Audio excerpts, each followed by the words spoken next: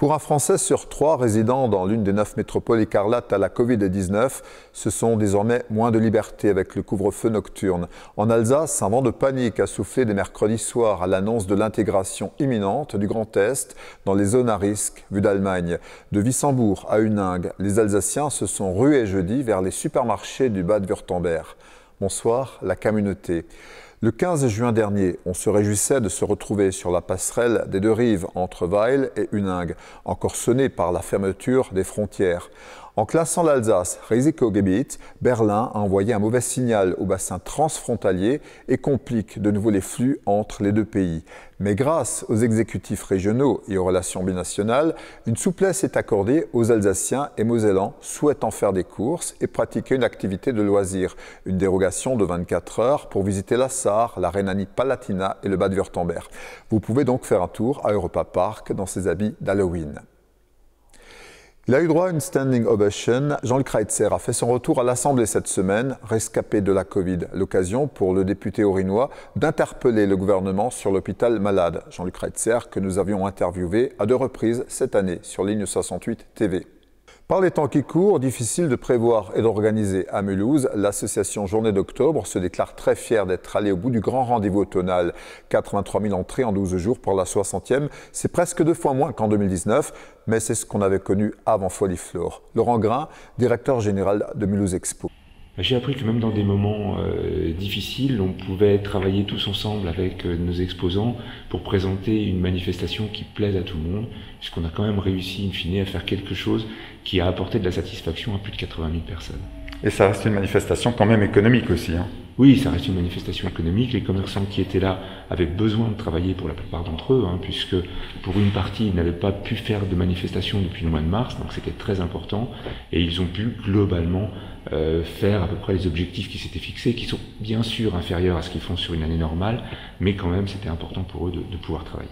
Donc oui, évidemment, il y avait une inquiétude, mais on savait qu'on pourrait aller jusqu'au bout. Je dirais quelque part, pendant la manifestation, la météo a presque été plus contraignante que la Covid. Il y a 3 manifestations qui sont pour l'instant programmées encore sur le mois d'octobre. Un salon des collectionneurs, un salon du mariage, un salon des études.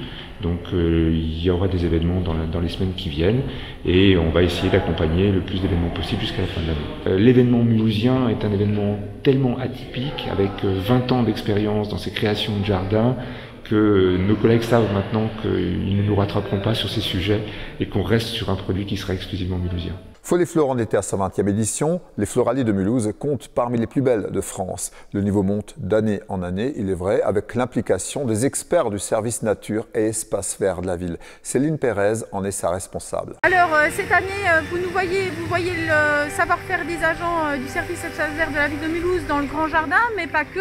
On est présent aussi sur l'ensemble de la manifestation, sur Foliflor, sur les espaces de transition. Vous pouvez voir l'aboutissement de l'expérience, de 20 ans d'expérience, tant dans la scénographie, dans le choix des végétaux et dans les thématiques abordées sur l'histoire de l'art des jardins. Alors évidemment, Foliflor, ce sont des floralies qui sont un peu particulières et on a un noyau dur comme ça qui est constitué des équipes à la fois du Parc Expo et de la ville de Mulhouse, des espaces verts de la ville de Mulhouse. Et en fonction des thématiques qui sont en rotation sur 4 ans, viennent s'agréger des compétences. Alors quand c'est une année fleurs, on travaille particulièrement avec la Corpo des fleuristes et avec les fleuristes en folie. Quand c'est une année jardin, avec une association des jardiniers du Haut-Rhin. Voilà, c'est vraiment cet esprit d'équipe à la fois pluridisciplinaire et ce petit noyau dur qui nous fait une sorte d'émulation et qui nous fait monter en compétences au fur et à mesure d'année en année. C'est à la fois un exercice de style qui est intéressant. Ça permet de valoriser l'ensemble des métiers des services municipaux en général, particulièrement celui des espaces verts, mais vous pouvez aussi trouver d'autres services comme par exemple tout ce qui est jeux d'eau, le service eau de la ville de Mulhouse. Donc c'est un panel où on peut s'exprimer dans un cadre un peu différent de nos missions habituelles. Donc évidemment c'est très plaisant et évidemment on a plaisir à faire plaisir. Avec le nouvel état d'urgence sanitaire et les mesures de distanciation, Colmar Expo annonce l'annulation du Festival d'humour du 20 au 25. La soirée d'Antoinette de Knackviller est maintenue, elle, au casino de Ribeauvillé.